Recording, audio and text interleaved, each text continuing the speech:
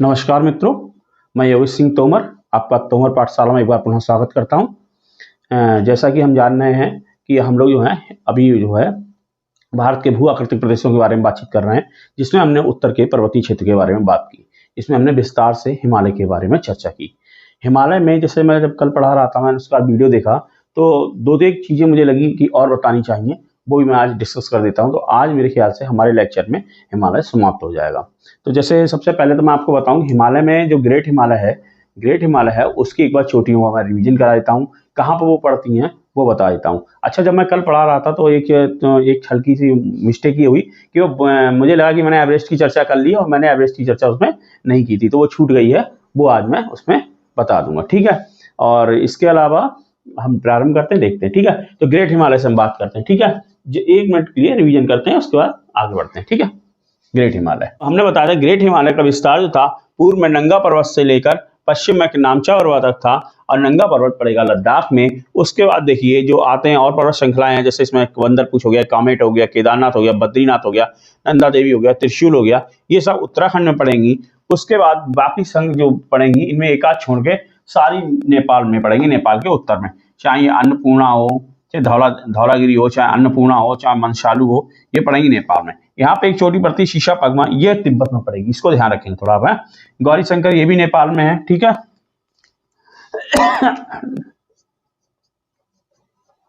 गौरी शंकर नेपाल में है। उसके बाद देखिए यहाँ पर एक पड़ेगी छेऊ, ये भी नेपाल में है। एवरेस्ट, माउंट एवरेस्ट भी कहाँ है? नेपाल में है। ये सब नेपाल में ही है, ठीक। और माउंट एवरेस्ट की जो ऊंचाई है वो है 8,848 मीटर। वही जो भारत की सबसे ऊंची चोटी है वो कौन सी है? माउंट K2 है, ठीक है। उसके बाद पड़ेगा लोअर्स्ट से मैकालू, फिर कंचनजंगा। कंचनजंगा जो है आप जो है भारत और नेपाल की सीमा पर पड़ेगी, ये सिक्किम और नेपाल की सीमा पर है। उसके बाद कांगटो मैंने कल बताया था, अरुणाचल प्रदेश का सबसे ऊंचा शिखर यही। उसके बाद नामचा पर्वत। ये हमारा यहाँ का क्रम रहा, इनको आपको अच्छे से पता होना चाहिए, ठीक। आगे बढ़ते हैं।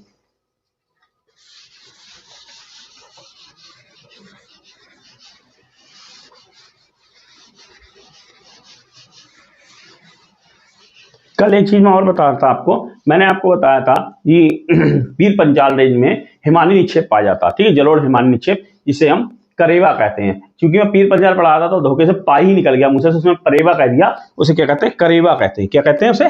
करेवा। ये आप थोड़ा संशोधन कर लेंगे, उसे क्या कहते हैं? करेवा। ये क्या है? हिमानी निक्षेप है, हिमानी, जलोढ़ हिमानी निक्षेप है बल्कि, ठीक है ना।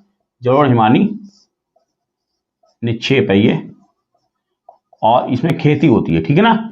इसमें क्या होती है? खेती होती है। 2 चीज की खेती होती है, एक होती है आपका केसर की, दूसरा किसकी होती है? आपका सेब की। और ये पड़ेगा कहाँ? ये पड़ेगा पीर पंजाल में। कहाँ पड़ता है ये? पीर पंजाल, पीर पंजाल रेंज। और पीर पंजाल रेंज किसके साथ ही? लघु हिमालय का, ठीक। आगे बढ़ते हैं हम लोग।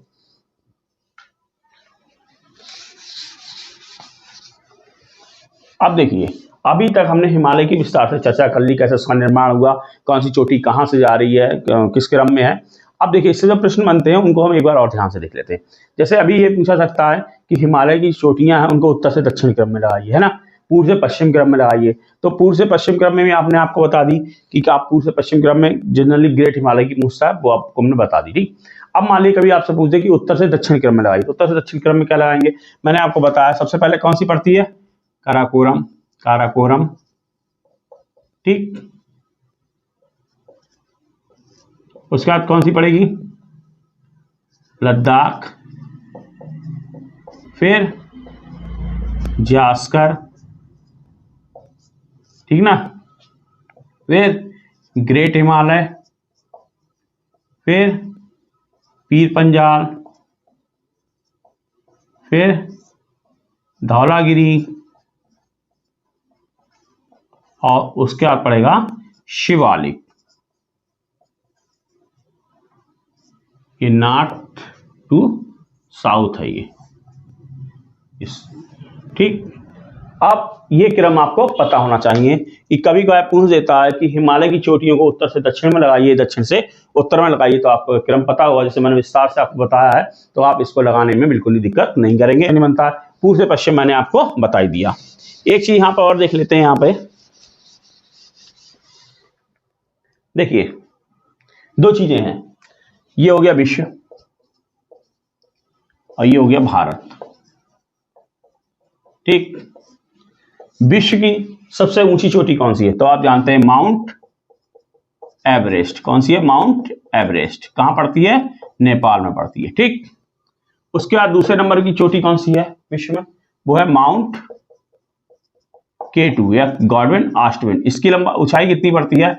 8,611 मीटर है और इसकी पड़ेगी 8,848 मीटर। ठीक, तीसरे नंबर की चोटी कौन सी है विश्व की? तो तीसरे नंबर की चोटी जो है वो है कंचनजंगा,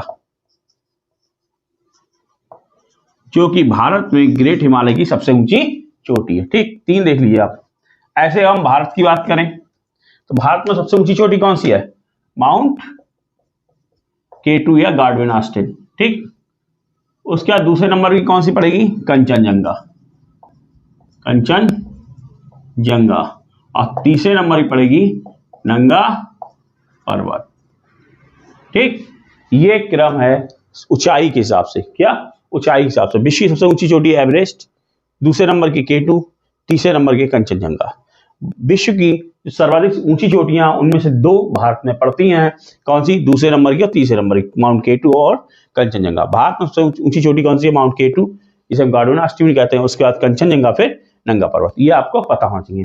अभी तक प्रश्न नहीं बना, लेकिन एक ये प्रश्न बन सकता है कि विश्व की सबसे ऊंची चोटी और भारत की सबसे ऊंची चोटी की लंबाई, सॉरी ऊंचाई में क्या अंतर है? तो ये कितनी है आप देखिए। एवरेस्ट की ऊंचाई कितनी है?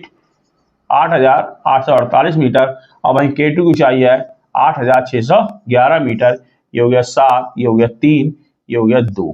तो ये कितना हो गया? 237 मीटर का अंतर है विश्व की सर्वाधिक ऊंची चोटी और भारत की सर्वाधिक ऊंची चोटी की ऊंचाई में जो अंतर है वो कितना? 237 मीटर के लगभग का अंतर है। ये आपको दिमाग में रखना है। अभी तक इस पर प्रश्न नहीं बना है, लेकिन बहुत संभावना है निकट भविष्य में कभी बन सकता है। इस तरीके के प्रश्न भी जो आप चूंकि जानना है आप लोग, आजकल जो प्रश्नों की प्रवृत्ति लगातार जटिल होती जा रही है, तो इनको आप बिल्कुल अपने बिल्कुल संज्ञान में रखेंगे, जिससे कि आप प्रश्न बना पाए। ठीक,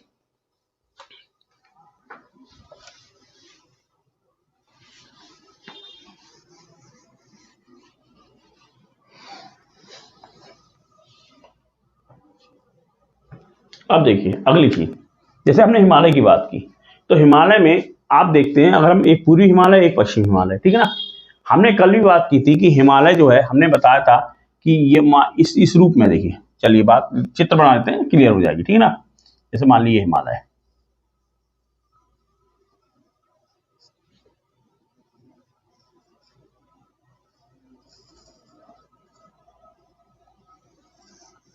ठीक, ये हिमालय है यहां से, ठीक है। ये यहां से यहां तक ये हिमालय पूरा हिमालय है, ठीक है ना। ये पूरा ये हिमालय है, ऐसे देखिए, ठीक। इस हिमालय को यहां पे ये कहलाता है आपका, ये कहलाता है कौन सा? पश्चिमी हिमालय, वेस्टर्न हिमालय। ये कहलाता है आपका पूर्वी हिमालय, ठीक। ये हो गया पूर्वी पश्चिमी हिमालय, ये हो गया पूर्वी हिमालय। पूर्वी हिमालय और पश्चिमी हिमालय में यदि हम देखें कि वहां पर वेजिटेशन कैसा होगा, वनस्पति कैसी होगी, वर्षा कैसी होगी, ट्री लाइन कहाँ होगी, और आपका जो है स्नो लाइन कहाँ होगी, इन सबकी हम संक्षेप में चर्चा करते हैं। देखिए ये है आपका पश्चिमी हिमालय। अगर आप पश्चिमी हिमालय को देख रहे हैं पूर्वी हिमालय की तुलना, तो आप जान रहे हैं ये जो है उच्च अक्षांश में अवस्थित है, ये इसकी अपेक्षा निम्न अक्षांश में अवस्थित है, ठीक है। इस रूप में ये इक्वेटर के निकट है, ये इक्वेटर से उतना ही दूर है। भूमध्य रेखा से उतना पूर्वी हिमालय पास है और पश्चिमी हिमालय उतना ही दूर है, ठीक। जैसे मान लीजिए ये देखिए आप, ये ग्लोब है, अगर ग्लोब है तो आप देखेंगे ये मान लीजिए 0 डिग्री है, तो ये अगर यहाँ पर हिमालय यूं ये है, ठीक है। तो आप देख रहे हैं हिमालय का यूं है, तो ये जो पश्चिमी हिमालय है, वेस्ट हिमालय है, और ये ईस्ट हिमालय है। तो आप देखेंगे वेस्ट हिमालय क्या उच्च अक्षांश में है और ईस्ट हिमालय क्या है निम्न अक्षांश में, क्योंकि देखिए यहाँ पर लगा ये पड़ गया 23.5 और इससे ऊपर पड़ेगा ये, ठीक है, 37 उस लगभग पड़ेगा। तो ये आप ये देख रहे हैं, ठीक है ना। तो पश्चिमी हिमालय उच्च अक्षांश में अवस्थित है, पूर्वी हिमालय निम्न अक्षांश में अवस्थित है।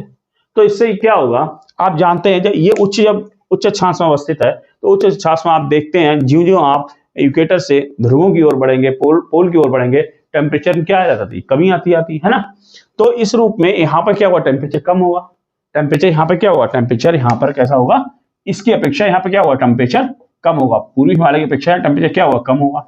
जब टेम्परेचर कम होगा तो यहाँ वर्षा क्या होगी, कम होगी, वर्षा क्या होगी, रेनफॉल क्या होगी, कम होगी। क्यों कम होगी, क्योंकि यहाँ पर मानसून का इफेक्ट कम होगा, मानसून का इफेक्ट कम होगा। यहाँ जो भी वर्षा होती है जनरली वो वेस्टर्न डिस्टर्बेंस से होती है, ठीक है, मानसून का इफेक्ट यहाँ कम रहता है, तो यहाँ वर्षा क्या होगी, कम होगी। जब वर्षा कम होगी तो वनस्पति कैसी होगी, कम होगी ना, वनस्पति या वेजिटेशन क्या होगा, कम होगा, ठीक। अब हम पूर्वी हिमालय की बात करते हैं, क्योंकि क्या निम्न अक्षांश में है, इक्वेटर के निकट है, तो यहाँ टेम्परेचर क्या होगा, ज्यादा होगा। अगर टेम्परेचर ज्यादा होगा तो क्या होगा, वर्षा क्या होगी, ज्यादा होगी ना। अगर वर्षा ज्यादा होगी तो क्या होगा, वेजिटेशन कैसा होगा, वहां पर वनस्पति क्या होगी, क्या होगी, ज्यादा होगी, बस उसकी सघनता भी ज्यादा होगी, डेंसिटी भी ज्यादा होगी। तो इस रूप में यहाँ वनस्पति सघन कम सघन, यहाँ ज्यादा सघन मिलेगी, यहाँ कम सघन मिलेगी, यहाँ वनस्पति कम मिलेगी, यहाँ ज्यादा मिलेगी, ठीक, पहली चीज। अच्छा, यहाँ पर जो आपका पूर्वी हिमालय है, यहाँ पर मानसून बहुत एक्टिव भी रहता है, इसलिए यहाँ और ज्यादा वर्षा होती है, ठीक। अब यहाँ पर वनस्पति ज्यादा मिलेगी, यहाँ पर वनस्पति कम मिलेगी। अब हम बात करते हैं कि ट्री लाइन की। ट्री लाइन क्या होती है, ट्री लाइन वो लाइन होती है जिसके ऊपर वनस्पति पनप नहीं पाती है, ठीक है, पेड़ सर्वाइव नहीं कर पाते हैं। तो इस रूप में अगर आप यहाँ पर देखें तो ये क्या है, यहाँ पे उच्च अक्षांश में है, तो उच्च अक्षांश में क्या है, टेम्परेचर यहाँ क्या है, कम है, कम है टेम्परेचर, तो वर्षा भी कम, वनस्पति भी कम, तो यहाँ पर ट्री क्या होगा, मान लीजिए ट्री लाइन, मान लीजिए कितनी ऊंचाई तक मिलेगी, यहाँ पर ऊंचाई पे मान लीजिए 10 मीटर मिली, मान लीजिए यहाँ की 10 मीटर तक पे ट्री मिले, मान लीजिए यहाँ पे ट्री कितने तक मिले, मान लीजिए यहाँ तक 10 मीटर तक मिले, ठीक। तो ट्री लाइन यहाँ 10 मीटर तक हुई, लेकिन यहाँ पे टेम्परेचर भी ज्यादा है, वर्षा भी ज्यादा, वनस्पति ज्यादा, तो यहाँ क्या हुआ, ट्री लाइन मतलब ट्री जो है काफी ऊंचाई तक मिलेंगे। तो मान लीजिए यहाँ मिल रहा है 50 मीटर तक, ठीक। ये केवल मैं समझाने के लिए बता रहा हूँ, ठीक है। तो ये जो डिजिट है ये मैं आपको समझाने के लिए बता रहा हूँ। तो अगर आपसे पूछा जाए कि ट्री लाइन की ऊंचाई कहाँ ज्यादा होगी, कहाँ कम होगी, तो आप बताएंगे ट्री लाइन की ऊंचाई पश्चिमी हिमालय में कम होगी, किसकी तुलना में, पूर्वी हिमालय की तुलना में, ठीक। ये कॉन्सेप्ट क्लियर हुआ। दूसरा देखिए, अब आती है स्नो लाइन। स्नो लाइन क्या होती है, वो लाइन जिससे ऊपर हमेशा बर्फ जमी रहती है, ठीक। अब आप देखिए, चूंकि ये क्या है, पश्चिमी हिमालय क्या उच्च अक्षांश में है, उच्च अक्षांश में है, तो इसका मतलब क्या हुआ, मतलब हाई लैटिट्यूड में है, तो इसमें क्या हुआ कि यहाँ टेम्परेचर क्या हुआ, कम हुआ, टेम्परेचर कम होगा तो क्या हुआ, जब टेम्परेचर कम होगा जब तो क्या होगा, वहां पर बर्फ जमेगी ना, तो यहाँ बर्फ जम जाएगी यहाँ, ठीक है। अब यहाँ पर देखेंगे यार आप, यहाँ टेम्परेचर क्या है, यहाँ टेम्परेचर ज्यादा है, तो यहाँ बर्फ जल्दी नहीं जमेगी ना, यहाँ बहुत जल्दी जम जाएगी। मान लीजिए यहाँ हो सकता है 10 मीटर पर बर्फ जम जाए, यहाँ हो सकता है 50 मीटर बर्फ जमे, है ना।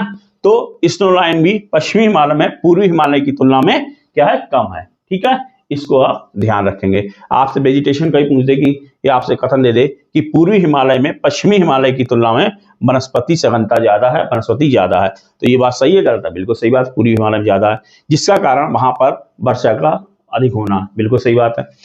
अब दूसरी बात पूछते कि ट्री लाइन की ऊंचाई पूर्वी हिमालय की तुलना में पश्चिमी हिमालय में कम है, तो है नहीं है, बिल्कुल है। क्यों है, क्यों है ट्री लाइन की ऊंचाई कम, क्योंकि क्या ये हाई एल्टीट्यूड में सॉरी उच्च अक्षांशों में लैटिट्यूड में अवस्थित है, इसलिए जो है।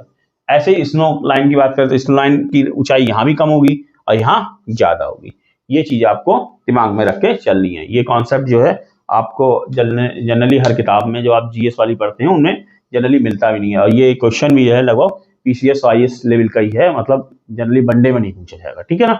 हाँ, ये पूछ सकता है ट्री लाइन क्या होती है, ट्री लाइन पर रेखा होती है इसके ऊपर जो है पेड़ सर्वाइव नहीं कर पाते, पेड़ मतलब अपने आप को जीवित नहीं रख पाते, ठीक है, वो हो गया। स्नो लाइन क्या होती है, इसके ऊपर हमेशा बर्फ जमी रहती है, ठीक है। आपसे पूछे यही कथन दे दे कि पूर्वी हिमालय पश्चिमी हिमालय में स्नो लाइन में अंतर है ना, कि ऊंचाई में अंतर है, निश्चित रूप से अंतर है, पश्चिमी हिमालय में छोटी है, पूर्वी हिमालय में बड़ी है, ठीक है। चलिए आगे बढ़ते हैं।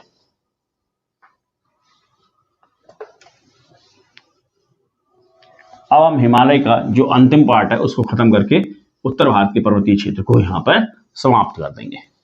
अब देखिए, अभी तक आपने जो पढ़ा हिमालय का विभाजन, हिमालय का विभाजन अभी तक आपने पढ़ा, जो हमने बताया वो कैसा था, ट्रांस हिमालय, ग्रेट हिमालय, आपका लघु हिमालय, लेसर हिमालय, फिर शिवालिक हिमालय। अब हम जो पढ़ेंगे वो क्षेत्र के हिसाब से पढ़ेंगे, प्रदेश के हिसाब से पढ़ेंगे, रीजन के हिसाब से पढ़ेंगे। इन्होंने किसके आधार पर बांटा, नदी घाटियों के आधार पर। इन्होंने बताया कि देखिए ऐसे देखिए आप, ये हिमालय है, ठीक, एक यहां से नदी निकली, एक यहां से नदी निकली, ठीक, एक नदी यहां से निकली, एक नदी यहां से निकली और एक नदी यहां से निकली। ठीक, इसके आधार पर जो भी इन क्षेत्र में पड़े उस हिमालय को इन्होंने बताया। अब जैसे यहां पर सबसे पहले कौन सी निकली नदी, सिंधु नदी।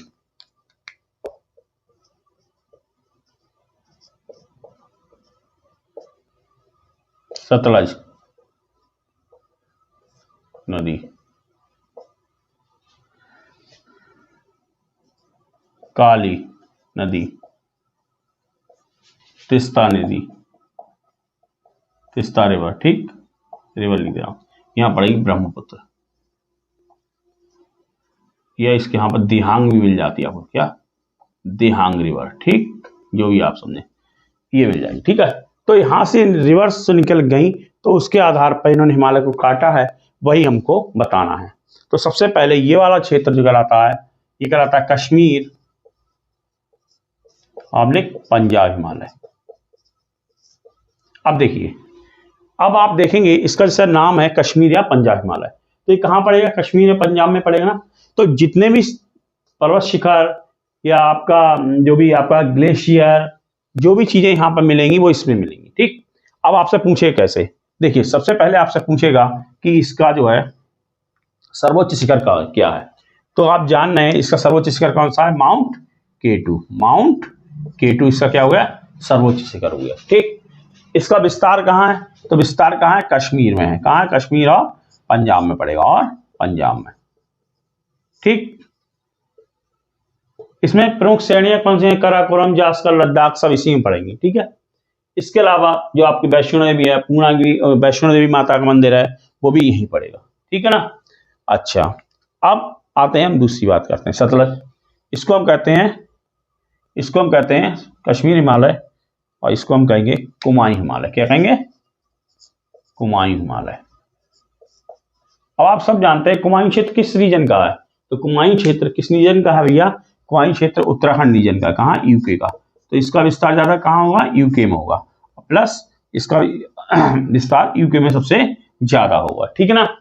अब यूके में भी है, थोड़ा हिमाचल में भी पड़ता है, हिमाचल में इसका भी थोड़ा विस्तार हिमाचल में, पर दोनों बटा हुआ है हिमाचल। ठीक है, तो यूके में मुख्य रूप से इसका विस्तार कौन सा रहेगा, यूके में रहेगा। अब इसकी सर्वोच्च चोटी कौन सी होगी, तो स्वाभाविक सी बात है जो उत्तराखंड में पड़ रही थी उन चोटियों में से कोई होगी, तो इसकी सर्वोच्च चोटी है नंदा देवी। नंदा देवी एक बार आईएएस में क्वेश्चन पूछा जा चुका है, शायद 2008 या दोनों की बात है। तो इसका सर्वोच्च शिखर कौन सा है, नंदा देवी। इसकी और एक विशेषता ये है कि गंगा और यमुना दोनों का उद्गम यहीं से होता है। ठीक है, गंगा और यमुना का उद्गम कहां से होता है, इसी से होता है, गंगा ऑब्लिक यमुना। ठीक है, ऑब्लिक नहीं बल्कि एंड, यमुना का उद्गम यहीं से होता है। कहां से, कुमायूं हिमालय से। क्लियर। अब उसके बाद आता है, ये पड़ता है नेपाल हिमालय। इसे क्या कहते हैं हम, नेपाल हिमालय, काली और तिस्ता के मध्य, नेपाल हिमालय। नेपाल हिमालय ये कहा, जैसा इसका नाम है नेपाल हिमालय, तो कहां पड़ेगा, नेपाल में। विश्व के सर्वाधिक ऊंचे शिखर इसी में पाए जाते हैं। सबसे बड़ी बात, विश्व के सर्वाधिक ऊंचे शिखर इसी में मिलते हैं। ठीक है ना, विश्व के सर्वाधिक ऊंचे शिखर इसी में मिलते हैं, चाहे वो एवरेस्ट हो, चाहे वो कंचनजंगा हो, है ना, जितने भी हैं सब इसी में मिलेंगे। अगला है, अगला कौन सा हिमालय है, तिस्ता हिमालय। अच्छा, एक चीज और, जहां पंजाब हिमालय क्रमिक ऊंचाई प्राप्त करता है, वहीं पूर्व की ओर क्या होता है, एकदम एकाएक ऊंचाई प्राप्त करते हैं। ठीक है ना, हमने कल बताया भी था। और इसकी चौड़ाई यहाँ पर सर्वाधिक मिलेगी, यहाँ पर इसकी चौड़ाई सर्वाधिक मिलेगी, और इधर की साइड चौड़ाई क्या होती जाएगी, चौड़ाई इधर क्या होगी, सर्वाधिक है, इसकी इस साइड चौड़ाई सबसे कम है, चौड़ाई इसकी कम होती जाएगी, इस रूप में से आती जाएगी, है ना, इस रूप में देखिए आप, ये इस रूप में आती है, चौड़ाई इस साइड में कम होती जाएगी। तो अगर आपको पता होना चाहिए कि हिमालय की चौड़ाई पश्चिम से पूर्व की ओर क्या होती जाती है, कम होती जाती है। ठीक है। अच्छा, उसके बाद ये पड़ता है असम हिमालय। कौन सा पड़ता है ये, असम हिमालय। असम हिमालय, असम हिमालय में चोटियों की ऊंचाई है वो क्या हो जाती है, पुनः कम हो जाती है। और ये कहाँ पड़ेगा, असम में पड़ेगा, आपके सिक्किम में पड़ेगा, ठीक है, अरुणाचल प्रदेश में पड़ेगा, और भूटान में भी पड़ेगा, ये हुआ असम हिमालय। ठीक, तो हमने बताया कि सिडनी बुराड महोदय ने जो नदी घाटियों के आधार पर, नदियों के आधार पर हिमालय का विभाजन किया, उसी को हम हिमालय का प्रादेशिक विभाजन या क्षेत्रीय विभाजन या देशांतरीय विभाजन कहते हैं। ठीक है, तो रीजनल जो डिवीजन है वो यही है। अब आपको हमने बताया कि तो ये हिमालय का हमने देखा क्षेत्रीय या प्रादेशिक विभाजन हमने देखा। तो हमने देखा कि हिमालय की सर्वाधिक चौड़ाई जो कहाँ पड़ेगी, आपका पश्चिम में पड़ेगी, और सबसे कम चौड़ाई किधर पड़ेगी, आपका पूर्व में पड़ेगी। फिर इसमें मैंने बताया कि हिमालय की जो ये लंबाई है कि सबसे कम पड़ेगी कुमायूं हिमालय में, और सबसे ज्यादा पड़ेगी नेपाल हिमालय में। नेपाल हिमालय में काठमांडू की घाटी एक प्रमुख घाटी है, काठमांडू घाटी, काठमांडू की घाटी यहाँ पर एक प्रमुख घाटी है। और फूलों घाटी कहाँ पड़ेगी, कुमायूं हिमालय में। फूलों की घाटी कुमायूं हिमालय में पड़ेगी। इसके अलावा असम हिमालय में, यहाँ पर हिमालय की ऊंचाई क्या होने लगती है, कम होने लगती है। ठीक, ये हो गया। तो हिमालय की सबसे अगर कम ऊंचाई पूछी जाए तो यहाँ पे जो चोटियां हैं, सबसे कम ऊंचाई असम हिमालय में मिलेगी। ठीक है ना, चलिए, तो ये हमारा हो गया। इसका एक बार हम फिर से देख लेते हैं। हमने बताया हिमालय का प्रादेशिक विभाजन है, क्षेत्रीय विभाजन है, देशांतरीय विभाजन। इसमें हमने देखा कि नदी घाटियों के आधार पर हिमालय को 4 क्षेत्रीय भागों में बांटा गया है। सिंधु और सतलज के बीच के क्षेत्र को हमने पंजाब हिमालय कहा, और पंजाब हिमालय की सर्वाधिक ऊंची जो चोटी पर, जहां पर कश्मीर पंजाब हिमालय में वही चोटियां पड़ेंगी जो कश्मीर में पड़ रही हैं। तो बेसिकली इसमें जो कौन सी चोटी पड़ेगी, माउंट K2 है, इसकी सर्वाधिक ऊंची चोटी हो गई, और इसका एरिया पड़ेगा कश्मीर या पंजाब में। इसके अलावा कराकोरम, जास्कर, लद्दाख, ये सब इसी में पड़ेगी। ठीक, फिर आता है सतलज और काली के मध्य, इसे कहते हैं कुमायूं हिमालय। कुमायूं हिमालय की लंबाई देखिए सबसे कम है, ये उत्तराखंड और हिमाचल प्रदेश में लगभग पड़ता है। हिमाचल प्रदेश में ये भी थोड़ा सा आता है, पर बेसिकली सबसे ज्यादा इसका विस्तार कहाँ है, उत्तराखंड में है। इसकी सर्वाधिक ऊंची चोटी जो है नंदा देवी है, और गंगा यमुना का उद्गम यहीं से होता है। ठीक है, फूलों की घाटी यहीं पाई जाती है, किसमें, कुमायूं हिमालय में। ठीक, आगे देखिए, काली तिस्ता के मध्य जो हिमालय पड़ता है उसे हम कहते हैं नेपाल हिमालय, और नेपाल हिमालय में विश्व की सर्वाधिक ऊंची चोटियां मिलती हैं। ठीक है, सर्वाधिक ऊंची चोटियां इसी मिलती है, काठमांडू घाटी नेपाल की एक प्रमुख घाटी है। उसके बाद हम आते हैं असम हिमालय, जो तिस्ता, ब्रह्मपुत्र या देहांग नदी के मध्य पड़ता है। यहाँ पर हिमालय की चोटी ऊंचाई पुनः कम होने लगती है। हिमालय की सर्वाधिक ऊंची चोटियां पाई जाती है नेपाल में, ये आप ध्यान रखेंगे। ठीक है, अब हिमालय की जो लंबाई भी है सर्वाधिक कौन से है, नेपाल हिमालय में। ठीक है, हिमालय की चौड़ाई की अगर हमने बात की तो हमने देखा पश्चिम में इसकी चौड़ाई ज्यादा है, पूर्व में कम है। जहां कश्मीर हिमालय में जो चोटियां हैं वो क्रम से ऊंचाई प्राप्त करती हैं, वहीं हम देखते हैं पूर्वी हिमालय में एकाएक प्राप्त कर लेती हैं, विशेष तौर से नेपाल हिमालय में। ठीक है, एकदम काफी ऊंची चोटियां मिलती हैं। तो ये हमारा हिमालय का प्रादेशिक विभाजन रहा। तो आज हमने जो चीज देखी उसके हिसाब से हमारा जो है हिमालय का विभाजन जो है, हिमालय हमारा जो उत्तर भारत का पर्वतीय क्षेत्र है वो हर तरीके से पूरा हो गया। अब यहाँ से कोई भी क्वेश्चन आए आप बनाने की स्थिति में रहेंगे। ठीक है ना, और नेपाल हिमालय की सर्वोच्च चोटी आप जानते ही कौन सी है, माउंट एवरेस्ट। ठीक, ये सब सारी चीज यहाँ पर पूरी हो गई। इसके अलावा एक पॉइंट और छूटा हुआ, वो मैं संक्षेप में आपको बता देता हूं। जैसे कल हम जब हिमालय कर रहे थे तो मैंने आपको बताया था शिवालिक हिमालय। मैंने कल वीडियो देखा तो मुझे लगा शायद ये कुछ पॉइंट्स छूट गए हैं, वो भी मैं इसमें कवर कर देता हूं।